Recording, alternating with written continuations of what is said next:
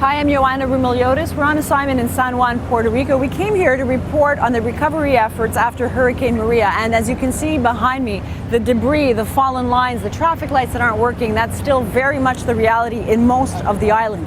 Last night, to make matters worse, flash flooding, the third time since the hurricane hit, where water levels reached 3 feet. It seems that the debris is a big part of the problem. The cleanup effort has been slow, snail's pace, most people say. So when sudden thunderstorm hit last night, in a matter of 20 minutes, the water levels went right up. The debris, as I mentioned behind me, hasn't been cleaned up yet. It could be part of the reason that sewer lines are blocked. Hydrants were spouting out water.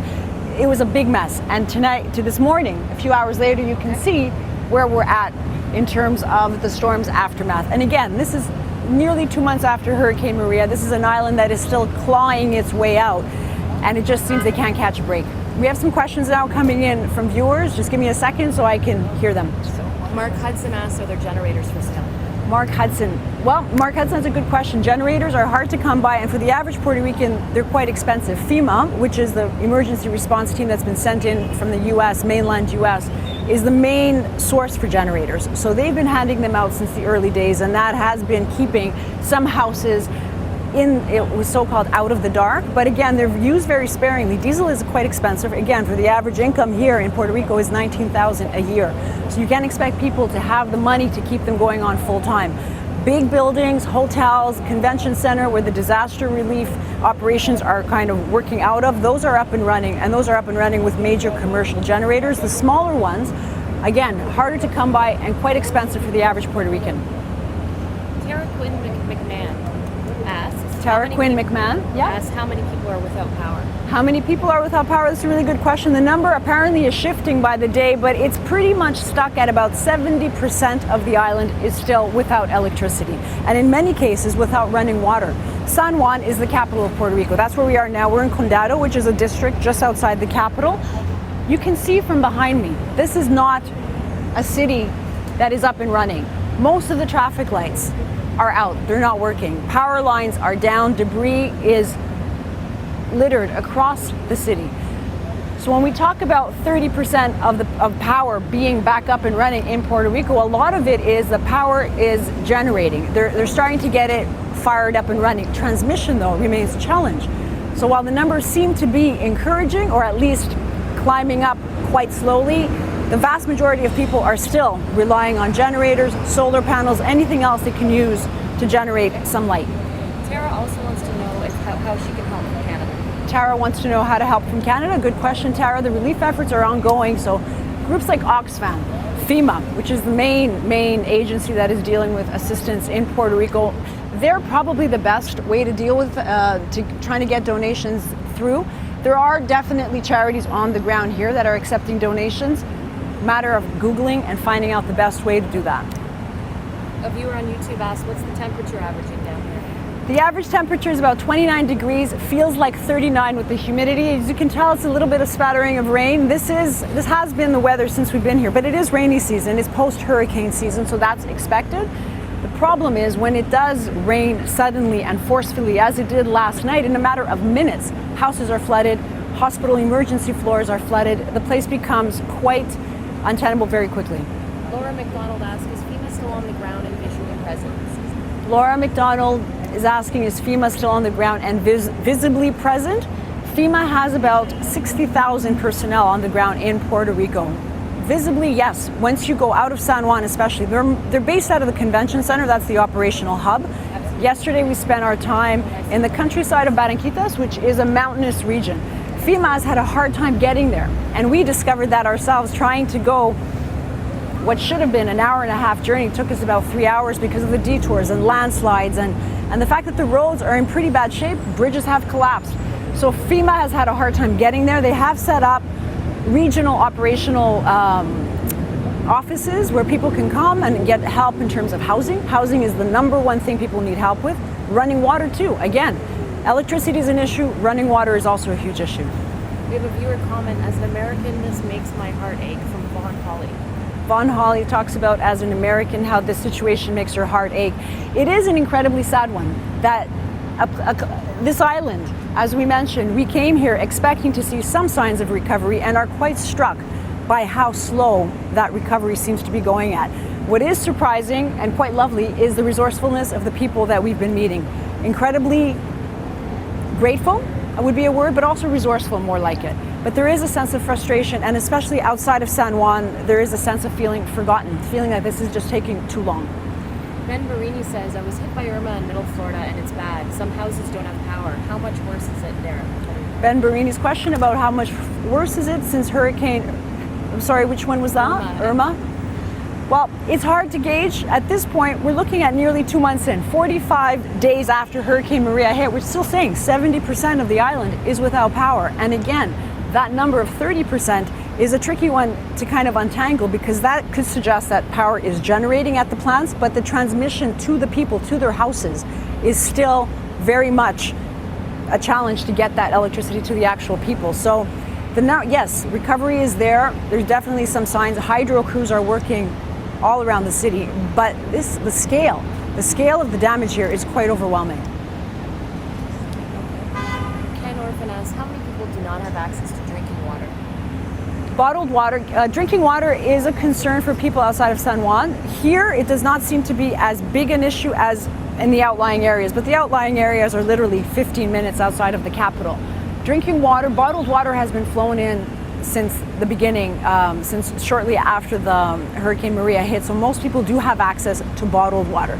It's rationed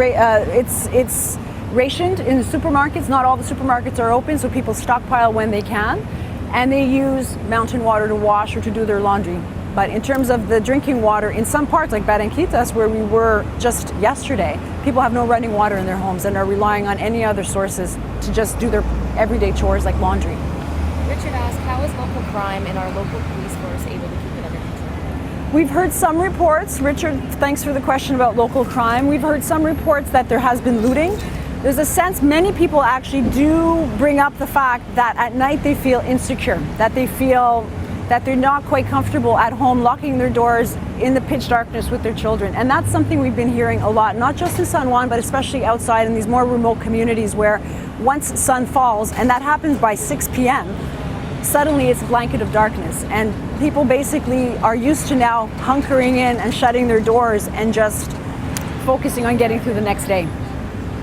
Ben also wants to know, why can't there get power back? Is it because of the infrastructure or the debris? Ben, good question. Why can't they get the power back? And people are asking that. A big part of it, the reason is the infrastructure here was in disarray before Hurricane Maria hit. Hurricane Irma skirted this island and left 700,000 people without power. By the time Maria hit, the entire island was off the grid. The grid itself is a huge undertaking. It's dated. The company, this country, Puerto Rico, has been in economic dire times now for several years. It's filed a form of bankruptcy recently. So there hasn't been much money put into maintaining the infrastructure. So between Hurricane Irma and Hurricane Maria, the impact was catastrophic. Glenn Bunnell asks, how many Canadian companies are on the ground helping? Glenn, that's a good question. We don't know. FEMA is organizing all the different subcontracting that's coming through. And the primary, it seems, the source of those operations are American, mostly coming in from all different parts of the mainland, primarily Florida, it seems. But there's 60,000 personnel on the ground. There might be some Canadian smaller companies trying to do their bit, but at this point, the dominating kind of force here in Puerto Rico is FEMA. So again, as you can see behind me, Puerto Rico is still very much struggling to get out of the impact of Hurricane Maria. The rain is starting to come down now too, so you might see a few drops on your screen. Behind me now, you can see this intersection that leads to the main highway. Last night it was flooded. Cars were not moving. The water went up to tire levels within 20 minutes. It was a severe thunderstorm that just suddenly paralyzed the city of San Juan. And the irony is that this has happened at least 3 times since Hurricane Maria. Most people are saying it's the pace of recovery is so slow. The debris on the ground that hasn't been cleaned up yet is clogging sewers. The pumps operating from the city themselves are not working properly. So within minutes, you're having another disaster on your hands. Tara Quinn asks, why can't they use solar lights to help? Tara Quinn, that's a good question. You have a question about solar lights and why aren't they using more to help. There are small initiatives on the ground. Tesla, for example, is helping with the children's hospital here. They've set up solar panels on the roof so that the hospital can continue to operate. And there have been definitely initiatives from companies like Tesla suggesting that this is the time to completely rehaul the way Puerto Ricans get their electricity, because the infrastructure of the old grid is just in such bad repair and is going to cost the astronomical amounts that we've been hearing, from millions to billions of dollars to repair, but also to look at renewable sources of energy. That's definitely a discussion that we are hearing more and more about. At this point, though, we're hearing all sorts of alternative sources of energy being used, but on a commercial, larger level, Tesla is definitely leading that way. Okay. We have a couple more questions coming up, so stay tuned.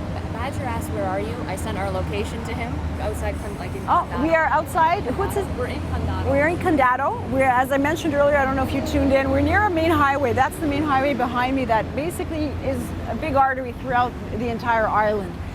Condado is a district just outside of San Juan. It's where there are a lot of hotels in the back there, but also a lot of residential areas, as you can see.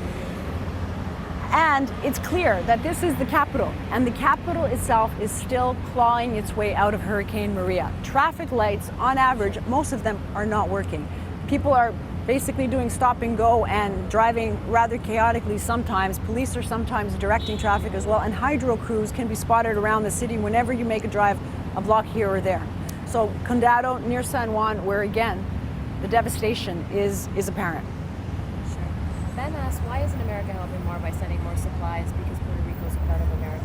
Sure. Ben's question about why isn't the U.S. sending more supplies, again, that is a question that we've been hearing more often.